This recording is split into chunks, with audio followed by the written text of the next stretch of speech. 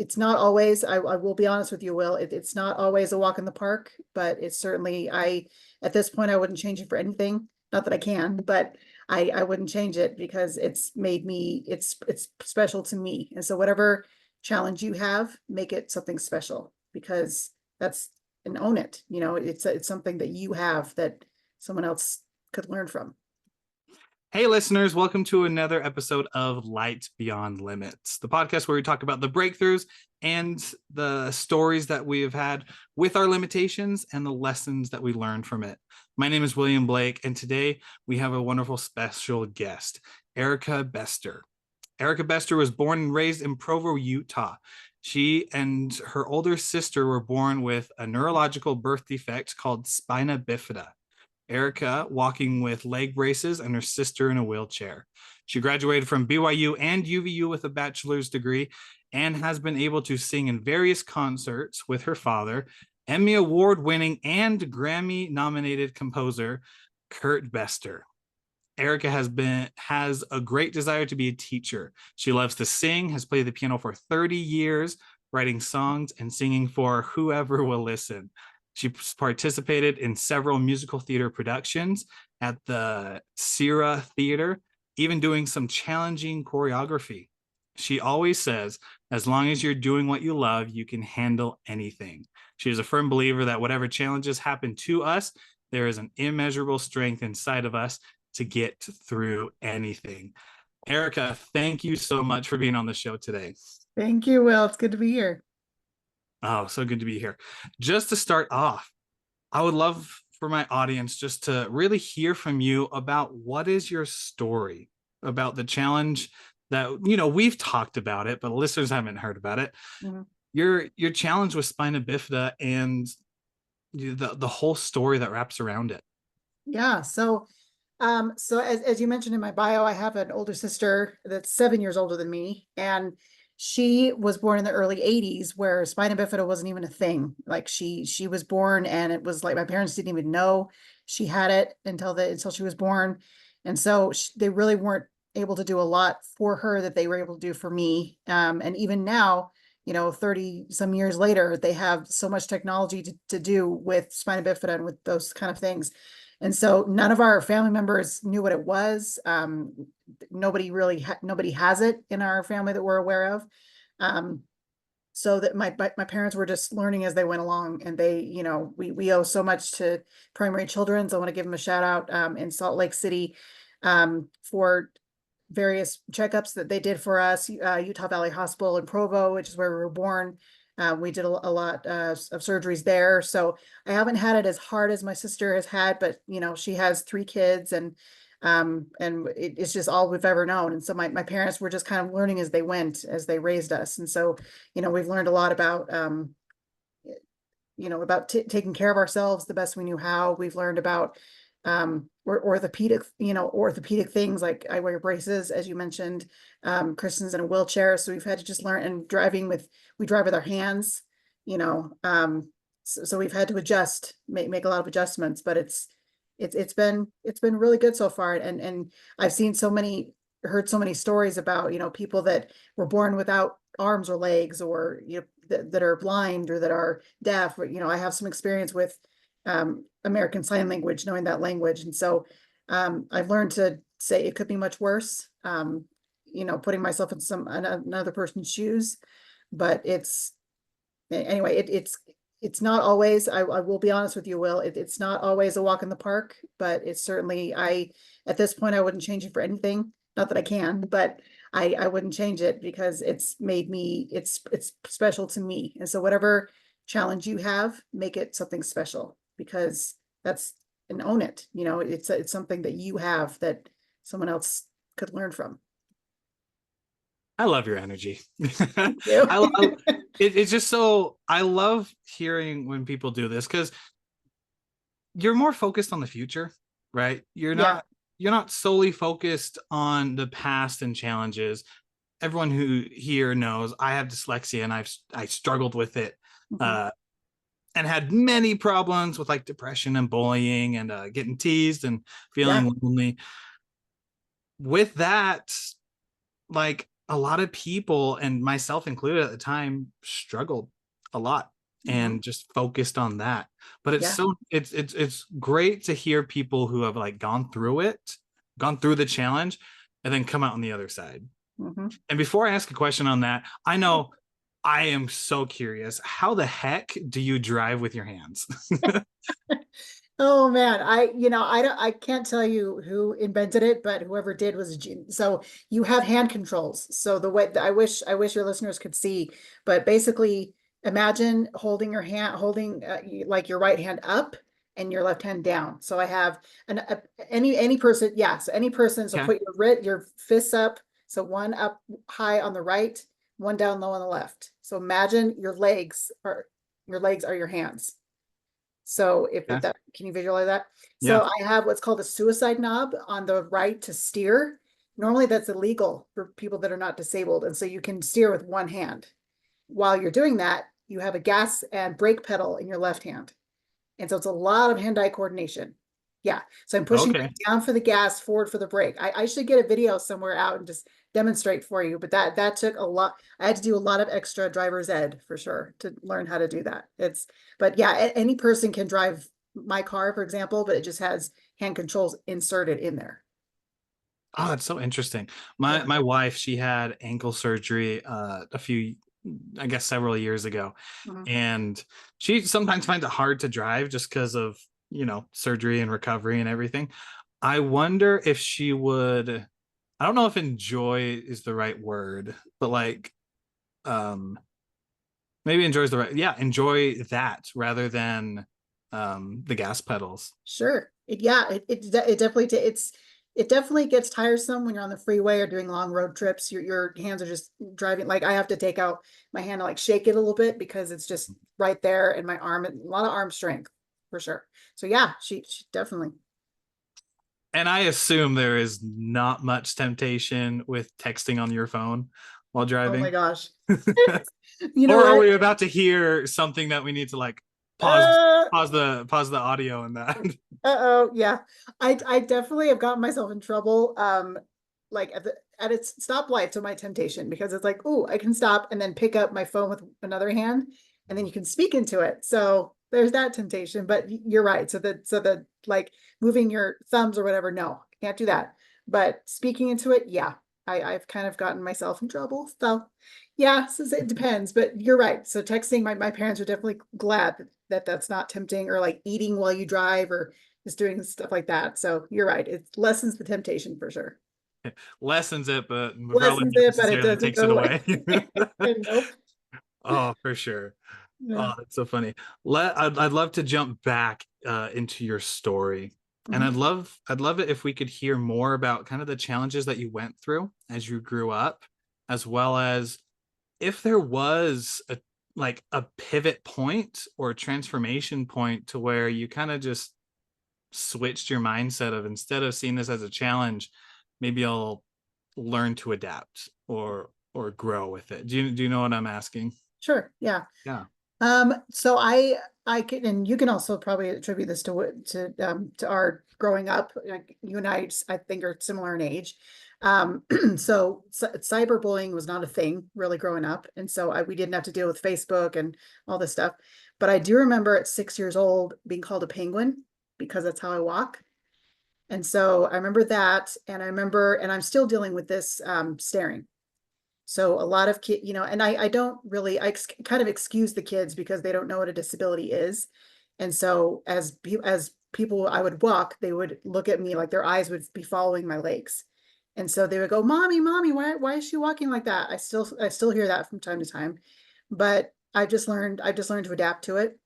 And it definitely loneliness, making friends was very hard for me. I'm naturally an introvert, and so I um, really didn't know how to introduce myself and really get out there and meet people.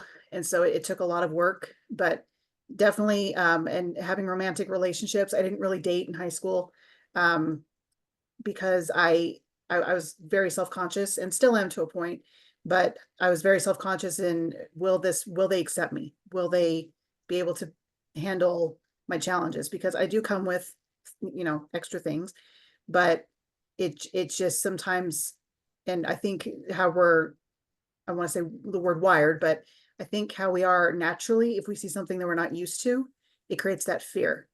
And so, but I was always afraid that someone would see that fear and go, oh, I don't want to deal with her. I don't want to associate with her.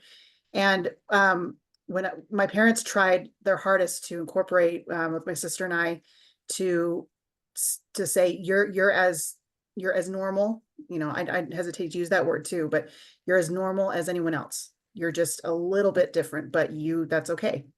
And but at the same time, people would say, would you want to associate yourself with people like you? And my sister and I never we had friends that were not like us, that were able-bodied and could walk like everybody else. So we kind of felt a little bit strange associating ourselves with someone with spina bifida because we didn't want to be different.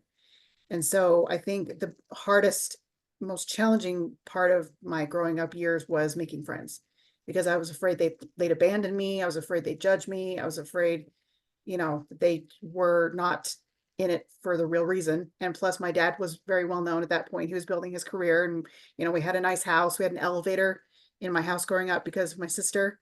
And so they wanted to take rides in it. And so I'm like, how can I use this to make friends? And it was for the wrong reasons. And so I think, the biggest challenge, and still that I'm trying to adjust to, is making friends and trusting people.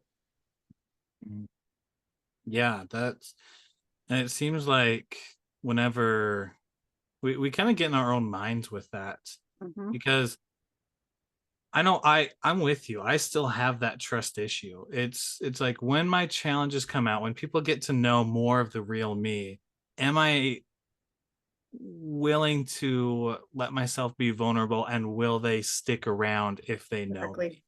Yep. To which then we have like those multiple like face masks that we wear.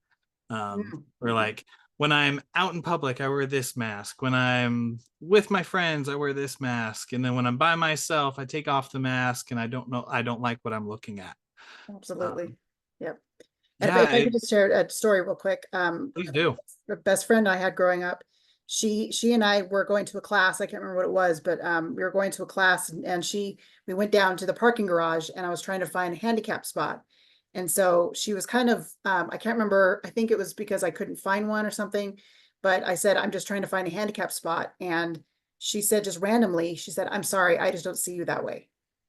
And it was like a true testament of, whoa, like this is my best friend. Like she loves me for who I am. And so it may surprise you. Like people may say things like that and just go and take you off guard. And it's because you're judging yourself inside. You're saying, I'm not good enough. They think you might be, you don't. And so that's why mindset and, attitude is so important, especially telling yourself. Yeah. Was there ever a pivotal point to where that mindset shifted? Um, Honestly, I think, Or is it still in progress? I guess I could ask that as well. yeah, it definitely is still in progress. I have moments where my mind will just say, you're not worth it. You're different. You'll never amount to this. You'll never get this. At every single day, that voice creeps in. But because of the support I've had around me, and because of the experiences I've had, they have strengthened me to where again, yeah, like you said, it's still a work in progress, but I can still turn that knob on and say, you are good enough. I'm still here. I mean, the evidence is you're still alive. And I have had moments where, and I'm not afraid to, I think we need to be more open with mental health and, suicide awareness. I have had those moments where I wanted to end it and say, I have no purpose here because I don't have this. I don't have this. I don't have this, but you're still breathing. And I'm still here because I want to accomplish things, and just accepting that you're human and that you will always make mistakes. You will always have faults. You will always have imperfections. That's being human. I think we all get in that moment where it's like, we have to be perfect, but it's newsflash, it's not going to happen. So I think, yeah, it still is a work in progress, but I think just in the last maybe 10 years, I would say, um, my mindset has become stronger and stronger in thinking, this is who I am, take it or leave it, you know? So yeah, but it's definitely every single day I have to work at it. Yeah. Oh, so well said. One of my favorite quotes I've come across is that we have survived 100% of the days that we have lived so far. Mm, That's not just good. That's great. yep. Yep. Like sometimes we've both felt this. Sometimes just waking up is hard, Oh yeah. right? Oh yeah.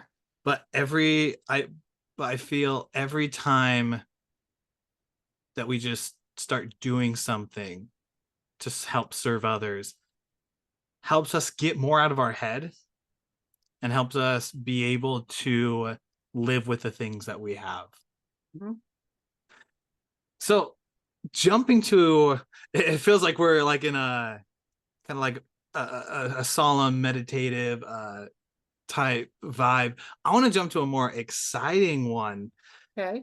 with what you are doing with your life. Like what is your dream? What's that ultimate goal or goals that you're working towards? Mm. Well, just like you said in the bio, I'm working to be a teacher. I'm going to go back to school. I have a bachelor's degree. I was able to learn about deaf studies and American Sign Language. I'm not fluent, but I'm trying to get there. But I've had several experiences working with in the education world, so I want to definitely be an elementary ed teacher working with kids. I just, as Cool. ironic as it was, growing up, I was judged by them. I always had this they are very innocent, and so I love just the relationship reaching kids, and so I definitely want to do that. Definitely with music, I'm in love with singing. I'm in love with piano. Just I want to get I have a YouTube channel I'm trying to develop. I'm on TikTok for the first time. I never thought that would happen, but I'm on TikTok now. But you're probably not gonna see me do anything goofy. Maybe on on one occasion I will. But I definitely want to sing more and just spread positivity through my music and just show that I can do it. And so, yeah, teaching and music are definitely in the future. That's awesome. How close are you with your teaching degree? So I actually haven't started yet. Okay. I'm going to be starting in the fall EVU. So just taking some classes and then probably student teaching later on. Awesome. That's so exciting. Yeah. And then with singing, I know you and I got connected with our mutual friend Christy, Yep. who's a musical composer herself. Yep. She Very she's good. she was actually interviewed on this podcast. I had the chance to Nice. interview her, and just such a wonderful individual. Mhm.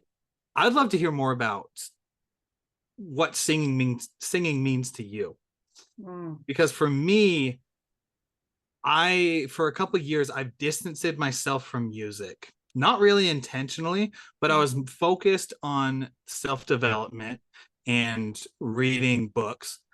And as I have read and listened to books, I turn my car into a library, which means that in the car I'm not listening to music.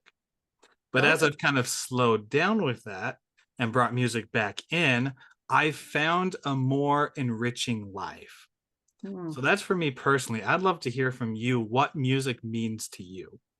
Oh, honestly, Will, it's like I'm such an advocate for the arts. It's not even funny. Like I will advocate to the death to keep arts in schools, to keep arts around because it's helped me express myself like I couldn't believe. Like even just writing, just journaling is really helpful. But with singing, I love, when I'm on stage, I love looking at just one person. It may freak them out if they're looking at me and they may not be that type of person, but I've had people like say, this song changed me, or you're such an inspiration, or just the feelings they get from those songs. I love that feeling. And so whenever I share my voice, it just, you have no idea what an effect you have with people. And same with you, Will, with your podcast, you never know who you'll reach. And so that's why we do these things. And so I love the effect that I can have on people through my music. I've always just had a fascination with singers, with finding out their story, how they came about to their career. And of course, my dad, watching him, he sings a little bit, mostly the piano and other instruments, but just the effect that he has on his audience, just watching him. I'm so proud of him, and the things the emotions he can convey through his music, because I know the things he's gone through. And so just convey, just telling my story through the arts is something I just absolutely love. So I want to do more of that. Oh, that's so cool. What type of genre of music do you tend to go towards? Um, as far, I mean, I love listening to a wide variety. I'm recently into Latin music. And I Okay. love, yeah, and I'm also learning Spanish. So I love singing in Spanish and just listening to all sorts of Latin music. But um, I would say singing wise, I love, love, love R&B, rhythm and blues, jazz, and gospel. Mm. Just those sounds and the things you can do with your voice and just the emotions that I mean, honestly, like listen to a gospel choir like down south. Holy cow. They are just like, I feel the spirit and da da da. Everybody's standing up. Everyone has Yes, hallelujah. Everyone hallelujah, has their praise the hands. Lord. I love that. And so just the happiness they have and just how you can again convey your joy through your voice. It's so powerful. So I just love music with meat in it is what I call it. And so just Mm. stuff with gusto. I love it. Music. I'm gonna have to use that more often. Music with meat in it. Yes, for sure. Because I'm sorry, because some musicians I hear them and it's like, okay, yeah, and it just depends on the reaction you have. Every genre hits someone differently. But for me, it's like when someone has that, when you hear a black singer, especially, oh my gosh, when you hear like their riffs and the things they do with the vocal gymnastics is what I call it. And so whenever you hear that, it's like, oh, and some of the notes, it just really gets me, really touches me. Yeah, it's those notes that just it hits you in the right way, and Yes. your whole body has an experience with it. Yep. Yep. It's the coolest thing. You've been playing with music. You've Mhm. been doing piano for 30 years. So do you sing with piano most of the time, or is it like turn on the song in the kitchen of the car and we're just blasting it? Both actually. I mean, I think, excuse me, I think with singing, I'm probably most likely like if I do, because I've written songs too. And so whenever I'm writing my own stuff, it's usually piano and voice. So that's usually what it's both. But then when I'm just listening to music, it's mostly just blasting and, listening to my car, my room and stuff. And I even had to tell my roommates that I just moved in with, I'm like, I take voice lessons, so you may be hearing me sing. So if it's a little obnoxious, let me know. So far, so good. But I just, yeah, I think with just singing, it's I do that, and then when I'm writing music or like playing something of someone's, it's both. Mm, okay, that's super cool. Yeah. I play piano for I did it through my teenage years, and then I found it as a chore, so I stopped doing it. Mhm. And any parent will relate to this, that when your kid thinks it's a chore, over a few years, you're just like, I'm done spending money on it. So Yep. I stopped Yep. playing, Mhm. went to college and met my wife and everything, and then wish I didn't. Yep. That's what I hear. Because it's like I can still play a few songs, and like I'm really good at listening to a song and then figuring out how to play it on the piano. Good. But reading music, maybe it could be a dyslexic thing, but like reading music is so hard for You know me. what? Well, let me tell you a secret. Yeah. My dad told me 9 out of 10 musicians, and sometimes I think that also applies to musicians in the studio. Most of them don't know how to read completely or not perfectly. So you're not alone. I had a, well, okay, I don't want to say a disadvantage because I don't want to persuade any parents that, trying to persuade them to let their child quit. Sure. But my mom she could have gone to Juilliard. I mean, incredible concert pianist. So she made my sister and I take lessons. So the rule, again, I don't want to say rule, but honestly, she said you take lessons from age 6 to when you graduate high school, and then you can quit. So I took for 10 years and my sister took for about 12. I kind of cheated because about by the time I was 16, my parents had gotten divorced. I got another piano teacher. She had quit. I was 2 years away from being 18. I'm like, I could teach myself at this point. But she said, you're taking it, no ifs, ands, or buts. That's it. So I had to. So I hear you, Will. I understand the whole it's a chore thing. Not everybody's cut out for it. But I really keep on it. So if you have parents that are listening and, you know, that really want to keep if their kid is just griping and griping, keep at it. Educate yourself, go on YouTube, watch pianists, find somebody that you admire, that you follow, that takes piano, that inspires you. Keep at it. For all the, I want to keep this this hopeful thing up for all those parents out there who are going through this situation. Mhm. Have there been moments after high school where you were just like, I'm grateful that I continued to play piano? Yes. Yes. Can you share Because a few? Share one or a few with us? yeah. So let's see. So I've done a lot of accompanying in my church with, you know, because I'm LDS, and so just with my church callings and stuff, I've accompanied a lot for people, and I've had pieces. I think I had a piece that was by Handel, and for those people who don't know, Handel's the one that wrote Messiah. So if you listen to that, you can tell how complex he is. And so I was not a classical music lover growing up. And again, I just sight reading is not pleasant for me either. And so I played it and it was like, I'm so proud of myself. And so many times I've gone to my mom and said, thank you for not letting me quit. Thank you for it. You know, she didn't really, I didn't appreciate it till later that I had taken lessons and I had learned the notes that I did, because, and even being a singer, it's so advantageous because I can read the notes. I have a good ear, and that comes from watching my parents. And so I've said so many times, thank you, mom, for instilling that in me. Thank you, dad, for, you know, inspiring me to improv my own piano. Usually I would take a piece and do my own version of it. And that's what my dad does. And so I watched him and I learned it. And so, yes, keep at it, and you will have that conversation with your parents. You will thank them later. Yes, for sure. So what Erica is saying is force your kids to continue with music. Well, There's no volunteering it. They are being voluntold right now. voluntold. I like that. Yes. No. But in all seriousness, I completely agree, because we have two sides of the story right here, Yeah. of someone who their parents continued to have them do it and is doing phenomenal with piano, and then someone else who quit early and is regretting it, wishing that, you know, I take responsibility for myself, Mhm. but maybe if my parents pushed me a little bit more, I would have stuck with it. Right. Absolutely. Yep. So there are always two sides of the coin there. Yep. I know that you want to be a teacher for elementary ed kids. Is there a dream or like a final destination type thing with your singing and music? Mm. Um, I definitely want to do an album. I've never done my own album before. I've always been on like my dad's or, you know, somebody else's. So I definitely want to compile songs, whether they're covers of songs or songs I've written.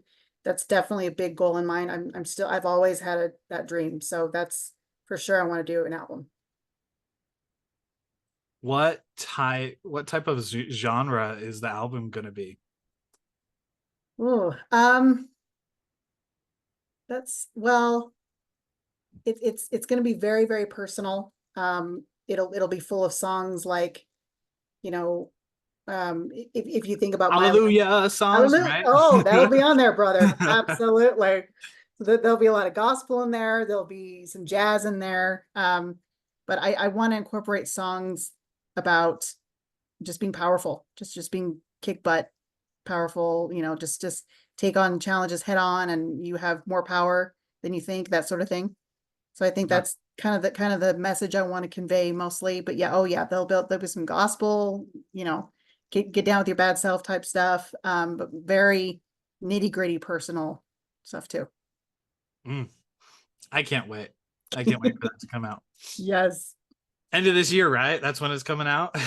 Yeah, of course. I know that myself and everyone who's listening can't wait for that to come out, Thank you. because that'll be amazing. I'm excited. Flipping, I would love to jump kind of back into the mindset type thing, as we still have several minutes that we're able to chat. when it comes to the mindset that you've created for yourself, to where, yeah, it's hard on some days to do it, but it's just continual progression every single day. Mhm. If you were able to go back to yourself during your childhood or teenage years, and you were to be and you were able to show up as the superhero in maybe a hard situation, what would you tell yourself? Hmm. Um, I would say just don't give up, because you never know. Find joy in the unknown. Find joy in discovery. Look at it as an opportunity, as a way to learn, because I've realized for so many years that I'm someone who hates not knowing, who gets scared easily, worries easily about what I don't know will happen. But think of that as, I want to discover something. Think of yourself as a little child still. Go back to that child within you that discovers a butterfly, or discovers, the sun, and wonders, why is the sky blue? The questions that children ask. Why is the sky blue? Why is the sun so hot? Why do I smell this sort of, just really be in tune with the things around you and the senses around you, and you'll be much happier. And just look at life as a discovery, as a journey, as a opportunity, rather than a burden, you know. And did it take you a while to apply that to your life? Like, not that sounded weird. Kind of like figure it out Oh in yeah, your life. for sure. And still, it's I think we never stop. We never stop learning. I can't remember. There's probably a quote somewhere where someone said, we know that life is a, what is it, marathon, not a sprint. And then something, I'm sure there's a quote that I could think of about knowledge, but knowledge is power, and you have power. Take that power and put it within you, because no one can.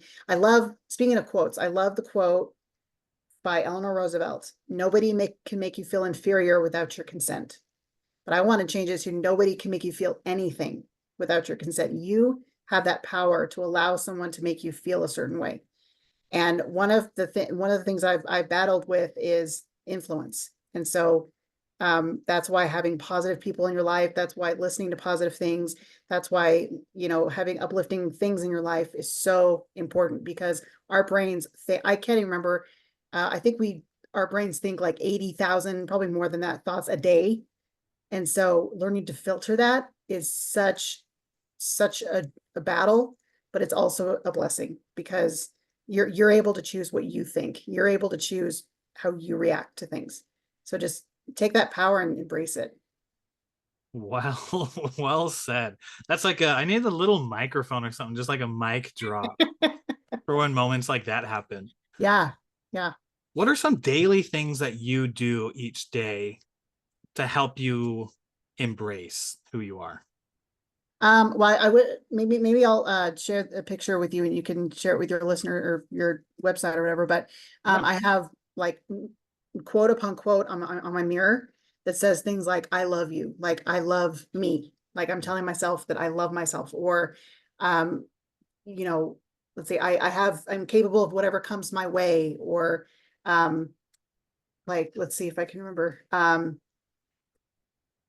See if I can, yeah, anyway. So just like, I'm capable of whatever comes. Or I love my voice, because as musicians, we don't necessarily love to hear ourselves sing, or hear ourselves perform, but that's all part of it, because we're using our instrument. We need to love our instrument. And so I love me, or I love my voice, or I'm capable of whatever comes. Or like, if you have a scripture that you like to quote or whatever. So I live by quotes. So I think just the way I start my day is I listen to a podcast too. If there's an uplifting podcast, listen to Will, and listen to, all these people that inspire you and that have great things to say. So I think I start my day just by listening to things that'll really uplift me throughout the day.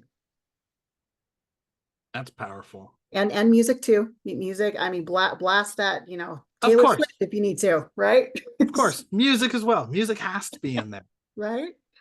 Yeah, there was a study that came out. I believe it was by Harvard or Yale, but they were talking about music, and the research was about our emotions are affected by the type of music that we listen to.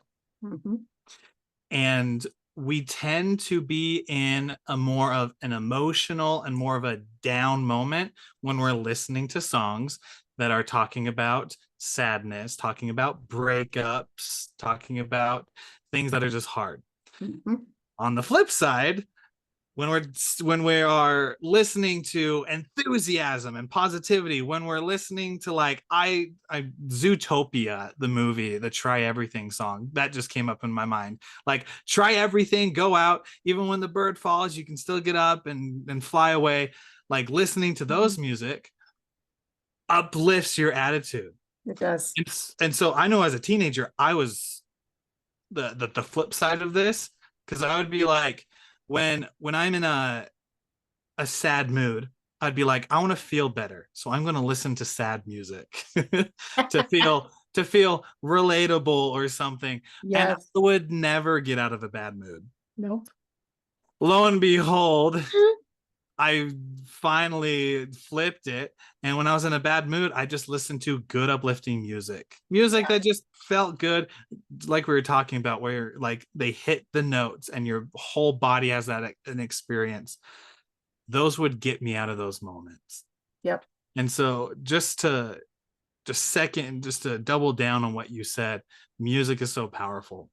And then what you were doing, all the quotes that you have, the I am statements. I know affirmations is a word that we use in the self-development industry all the time. Like, Yes. say things about yourself that are good, that you Mhm. want to come, and same in the present moment, because you are becoming that individual. Exactly.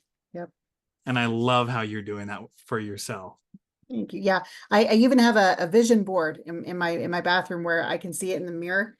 And so just any dreams you have. I mean, I was always, so I was never really someone who was taught to dream big. I was always, kind of brought down to reality, which is fine. But really just dream. Let yourself say, what would I be doing? What are my dreams for myself? Like you asked me, what are things in the future that you want to do? Don't be afraid to do that. I'm learning to embrace that more and more. So just dream. Just think about what are your dreams? What makes you the happiest? Yeah, I have a vision board as well. I'm looking at it right now. It's not Nice. done. It's I have not so many down. more. Not. It's Oh, not not complete. done. Oh, Yeah, not yeah, done. There's so many more things I want to put on it. of Um, course. Yeah, and but don't be afraid to change it because dreams can change and plans can change. So yeah. yeah, yeah, and that's a wonderful message. Things can change all the time, Mhm. and because that they can change, that means that we can change. Yep, It means that we're exactly. not stuck with what we're at in the past, but we get to choose what we want in the future. Mhm. So, Erika, you are absolutely amazing. I am Thank so you. glad that you came on and just shared your wisdom, your energy, your enthusiasm, and everything with us. For all of our listeners and watchers, we're on YouTube as well. For everyone who is here watching and listening, how can they find you on social media? Um, yeah, Yeah. just find you. So if you so I have a Instagram Bestor that you can follow me on. There, I'm also going to start a professional one. So if you want to rather do that too, it's not set up yet, but it's in progress. I also have a YouTube channel. I believe it's called so I call myself Crutchkin Mama. So it's Crutchkin Kin and then Mama. So you can find me there. I have videos of it's pretty much all musical, so you can hear my piano and different things. And then I'm gonna get my TikTok. I only have one video on TikTok as of right now. It's also called Crutchkin Mama. So if you just put that in there, you can find me, and then it'll just be up and running still and adding more things. So Awesome. And all of those links and everything will be in the description. So our listeners won't miss it. And you guys will be able to find Erika everywhere she's at and be able to listen to her music and her amazing experience and wisdom. Erika, what I love to do, I told you this before we started recording, what I love to do at the end of our episodes is what I call the final question, which is a question that is from a previous interviewee. So you won't know who they are, they won't know who you are, but they left a question for the next person who we interview. And so obviously this is the final question for you, and you'll be able to give one to the next individual. Okay. But for your final question, here it is. If you could magnify one of your strengths, what would it be and why? Ooh. Ooh. Well, I definitely have big dreams and goals in the future of being more extroverted, of being more talkative and telling my story a lot more. So I definitely want to keep doing awesome podcasts like this one. Being, talking to people more, sharing my story a lot more. So because everyone has a story to tell. And I think that no matter how you learn to tell that story, you need to tell it regardless. And so I think my biggest goal would be to talk more, because I'm definitely very passive. So I would say talk more and share my story a lot more. I love it. Erika, you're awesome. I'm glad Thank that you, we're Will. able to do an interview with you. And that concludes this episode of Light Beyond Limits. All those links to be able to find Erika will be in the description below. If you guys have found inspiration in this episode, go ahead and subscribe to our podcast. You can find us on all the major podcasting platforms. You can also find us on social media at William Blake _light, LIGHT. And until next time, my friends, continue to be awesome, continue to go forward, and always remember that your limitations are just limited by us. And as we go forward with the challenges that we face, one step at a time, we can change and become better and better and become influences as we believe, inspire, and empower. We'll see you on the next episode of Light Beyond Limits.